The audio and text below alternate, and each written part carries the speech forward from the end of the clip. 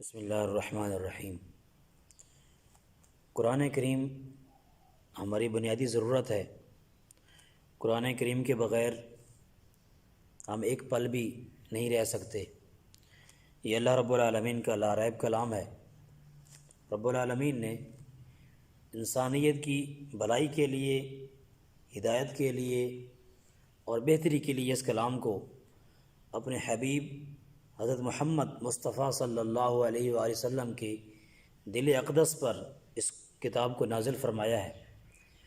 تو ہمیں چاہیے کہ ہم اپنی دیگر مصروفیات سے ٹائم نکال کر قرآن کریم کے لیے بھی ضرور اپنے آپ کو وقف کریں، قرآن پاک کو سمجھیں، سیکھیں۔ قرآن کریم تمام کتابوں سے بڑی مرتبے والی کتاب ہے۔ قرآن کریم ہماری دنیا و آخرت میں کامیابی کی ضامن ہے۔ جس قوم نے قرآن کریم کو سمجھا ہے، اس سے اپنا تعلق مضبوط بنایا ہے، اللہ رب العالمین نے اس کو دونوں جہانوں میں عزتوں سے نوازا ہے۔ وہ معزز تھے زمانے میں مسلمان ہو کر، اور تم خوار ہوئے تارک قرآن ہو کر۔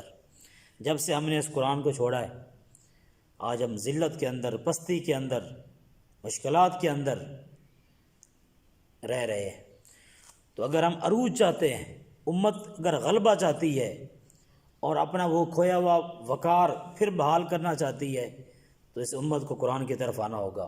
قرآن میں ہو غوطہ زن مرد مسلمان، اللہ کرے تجھ کو عطا جدت کردار۔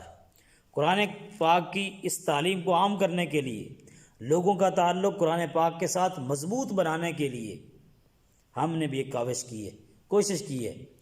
رب العالمین کی توفیق سے یہ کوشش کی ہے کہ قرآن پاک کی تعلیم کو عام کیا جائے اور اس کا فہم لوگوں تک پہنچایا جائے۔ تو آپ یوٹیوب میں سرچ کریں اور ہماری جتنے بھی ویڈیوز ہوں گی قرآن پاک کے حوالے سے وہ آپ کو ملیں گی۔ آپ اس کو لائک کریں، سبسکرائب کریں، شیئر کریں، اپنے دوستوں تک، اپنے دیگر ریلیٹیو تک اس کو پہنچائیں۔ تو اللہ رب العالمین ہم سب کو قرآن پاک کا فہم نصیب فرمائے، قرآن پاک کی رحمتیں، برکتیں، بہاریں، برکات و ثمرات ہم سب کو عطا فرمائے۔ وآخر دعوانا ان الحمد للہ رب العالمین۔